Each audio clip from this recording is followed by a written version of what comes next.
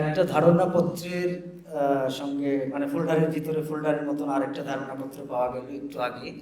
আমার ধারণা যে আমরা অন্য তরুণ নির্মাতাদের তাদের ব্যক্তিগত জীবন অভিজ্ঞতার যে পারফরমেন্স মানে যেমনভাবে ব্যক্ত করলেন, তারপরে আবার একটা ধারণাপত্র পাঠে হয়তো একটু আমাদের একটু ক্লান্তি এসে থাকবে, কিন্তু খুব জরুরি কথা যেটি আসলে আমাদের সিনেমার আজকের অবস্থার পরিপ্রেক্ষিতটা সেখানে মুদ্রিত আছে বলে আমি আন্দাজ করি।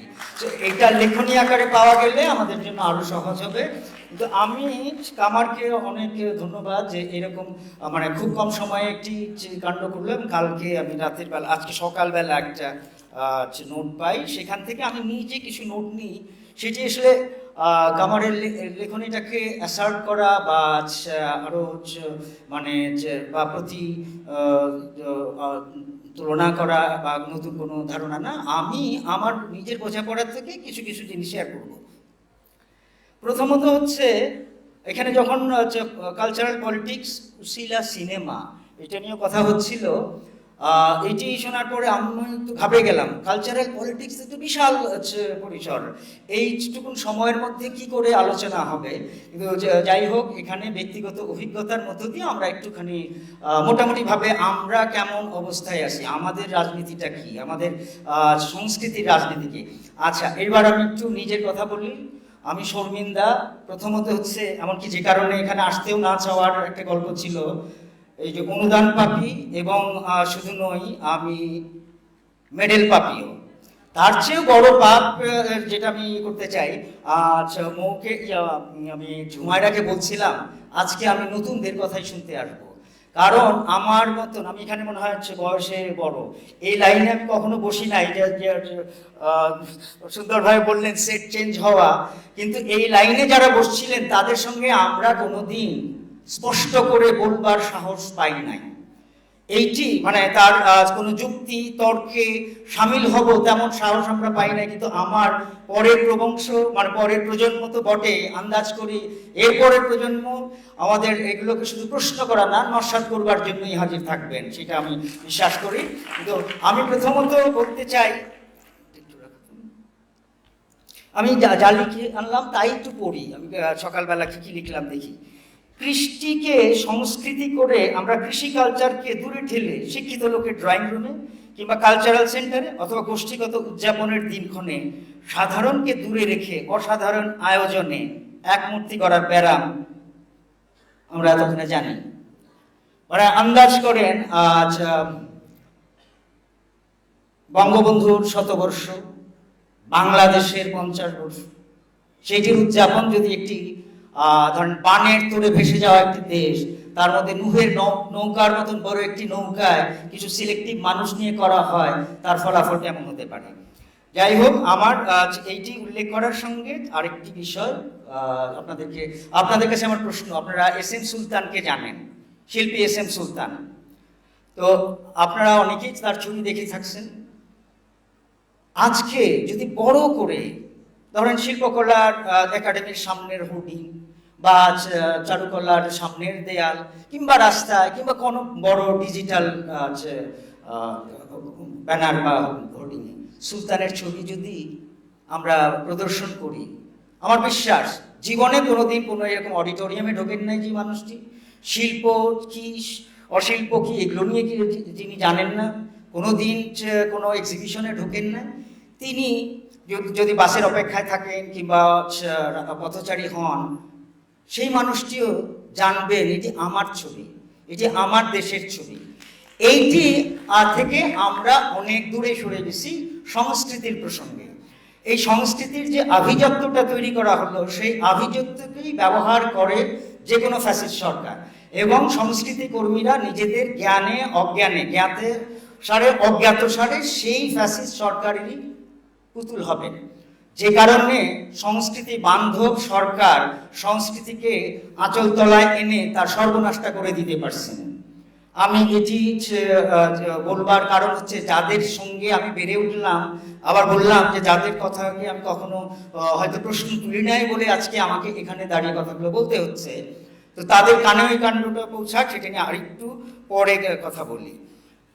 আমি একটা ছোট্ট ইয়ে দিতে চাই একই রকম জায়গা থেকে। ঘটনাটা হচ্ছে 57 সালে টাঙ্গাইলের কাকমারিতে মুসলিম জননেতা মৌলানা ভাসানী যে সাংস্কৃতিক সম্মেলন করেছিলেন, সেই বছর মাত্র 2 বছর বাদে 55 সালে পথের পাঁচালী হয়, 57 সাল।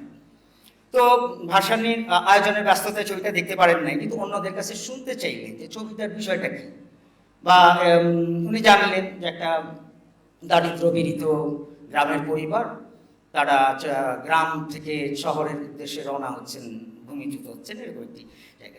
উনি কৌতূহলী হয়ে জানলেন যে নির্মাতা সত্যজিৎ রায় উপেন্দ্র কিশোর রায়চৌধুরীর বংশধর।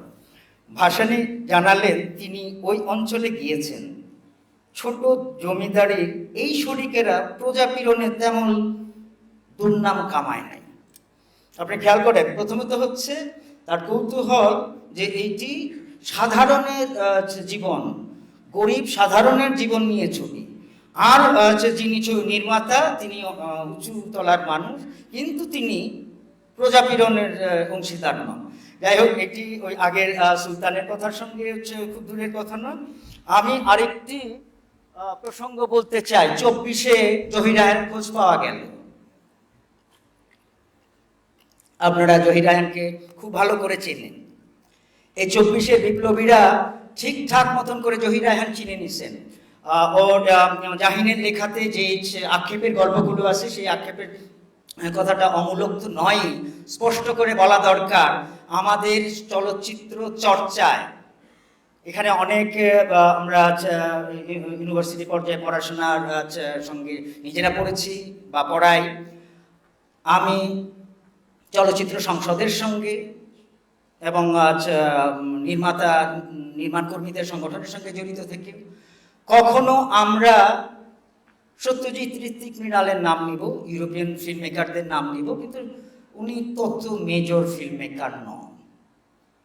জহির রায়হান এইটি একটি আশ্চর্য দুর্ঘটনা, যে কারণে আজকে আমার জেনারেশন জহির রায়হানকে চিনে নিতে না পারলেও আজকে জেনারেশন তো ঠিকই চিনে নিল, এবং যে জেনে গেল যে আমরাই কিন্তু দ্বিগুণ হয়ে আসছে ফাগুনে দ্বিগুণ হবার জন্য অপেক্ষায় নাই, তার জন্য আমরা অপেক্ষায় ছিলাম যে এরপরের কাজটা উনি সেটার দায়। এই যে আজকে অনেকে নতুন নির্মাতারা তাদের জীবন অভিজ্ঞতা থেকে যে বললেন, তার দায় আমার উপরে বর্তায়। আন্দাজ করেই আমি হুমায়রাকে বললাম যে আমি এদের কথাই শুনতে আসছি, বরং সেই অভিযোগ ও অভিমানের কথাগুলো আমি মাথা পেতে নিব, শর্মিন্দা আমি এই কারণেও। আচ্ছা, একটু আগে বলছিলাম জহির রায়হানের খোঁজ পাওয়া গেছে।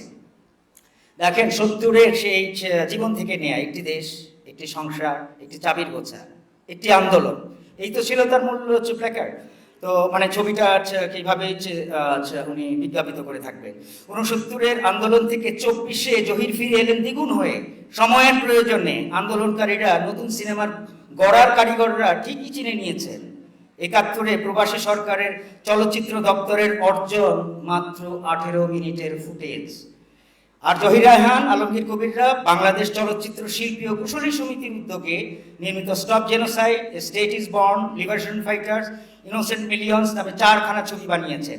পরবর্তীতে মুক্তিযুদ্ধের নেতৃত্বের সরকার বেশ আওয়াজ তুলে সদ্য স্বাধীন দেশে আওয়াজ তুলেছেন এই ছবি। আর তারাই সদ্য স্বাধীন দেশে যখন উনি ফিরে আসলেন, 16 তারিখ আসতে পারেন না, 17-তে আসলেন, ততক্ষণে জানেন তার অগ্রজ ইয়ে নাই, শহীদুল্লাহ কায়সার নাই, এবং আরো অনেকে নাই। এবং আপনারা তার নিখোঁজ হওয়ার ঘটনার কথা জানলেন। চিরকাল আমরা জানলাম ওনার নিখোঁজ দিবস। তারপরে একটা সময় জানা গেল 1999-তে সম্ভবত জুলফিকার আলী মানে সাংবাদিক, উনি তার ইনভেস্টিগেটিভ রিপোর্টে জানালেন যে হত্যাকাণ্ডের মধ্যে পড়লেন, সেটিও স্পষ্ট নয়। যাই হোক, আমি বলতে চাই সেই সময়ের কথা। প্রেস ক্লাবে জহির রায়হান, এটি আমি সন্তারিখ বা একেবারে উল্লেখ করা বলতে পারবো না, আমি যে অন্যদের কাছ থেকে শোনা গল্প, যে আপনারা এখন খুঁজবার সময়। প্রেস ক্লাবে উনি একটি সম্মেলন করে এরকম একটা আওয়াজ করছেন। আমি জানি, আমি সব জানি, আমি কিন্তু সব বলে দেব। আর 32 থেকে বা এই পাশ থেকে আসলো, থামতে বলো, বিপদ হবে। আমরা যদি বলি যে ৭১-এ আমরা স্বাধীনতার পরের একটি গুমের পয়লা গুমের আছে মানুষ জহির রায়হানের, এখনো আমরা প্রকৃত কারণ জানি না উনি আসলে কেন কিভাবে কোথায় এভাবে গুম হয়ে নিখোঁজ হয়ে রইলেন। আচ্ছা, আমরা কি তার তদন্ত করতে পারবো কিনা?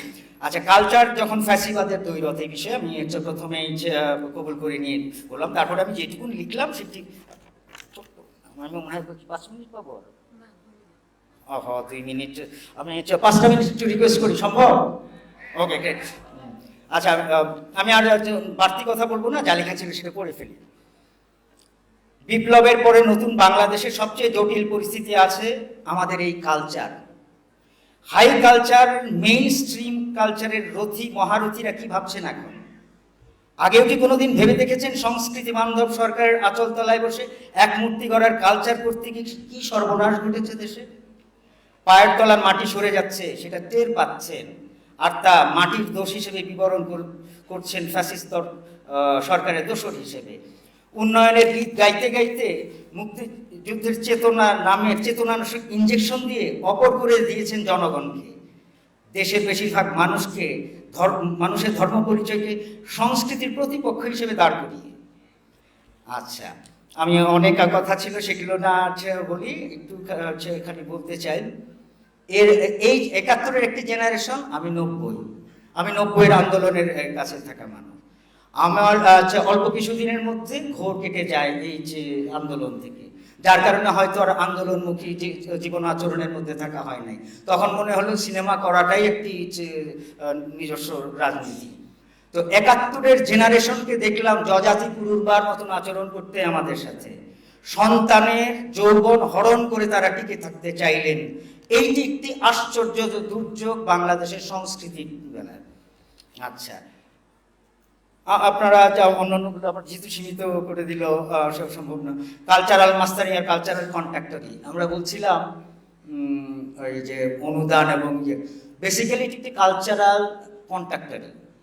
কারণ আপনারা জানেন এতক্ষণে যে বিভিন্ন রকম কোটার গল্প থাকে, যে কোটা আন্দোলন নিয়ে গল্প, সেটি হচ্ছে মন্ত্রী কোটা, যে কোটা আওয়ামী লীগ কোটা, সচিব কোটা, এলাকা ভিত্তিক কোটা, তারপরে মুক্তিযুদ্ধ কোটায় শিশু কোটায় কিন্তু থাকবে। তো এই এর মধ্যে যে পুরোটা একটি কালচারাল পাটপাটি বা কন্ট্রাক্টারি ছাড়া আর কোনো উপায় ছিল না।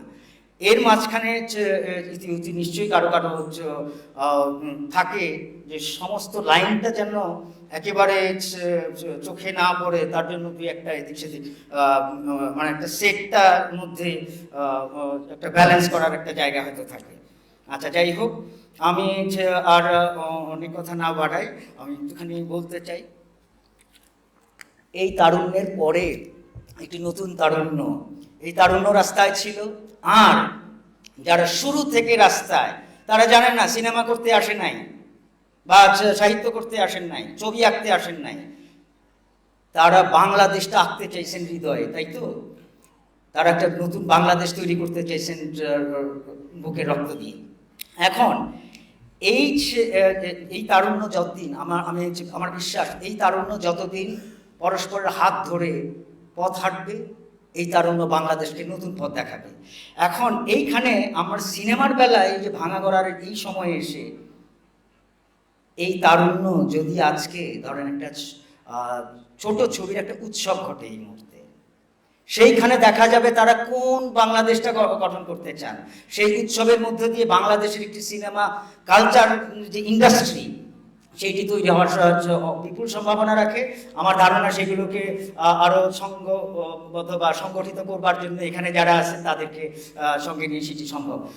অনেক ধন্যবাদ। আমি শুধু একটু আবারও এটা মৌ উল্লেখ করলো, আমি আবারও বলতে চাই যে নতুন সিনেমাটার চেহারাটা কী হবে। ওই যে আপনারা ছোট্ট 3 সেকেন্ডের মানে কয়েকটা ফ্রেমের 3 সেকেন্ডের কয়েকটা ফ্রেমের অ্যানিমেশন, গুলি, মগজের খুলি, রক্ত ছিটকে গিয়ে 9কে 1 করা, এইটি হচ্ছে নতুন সিনেমা। ধন্যবাদ।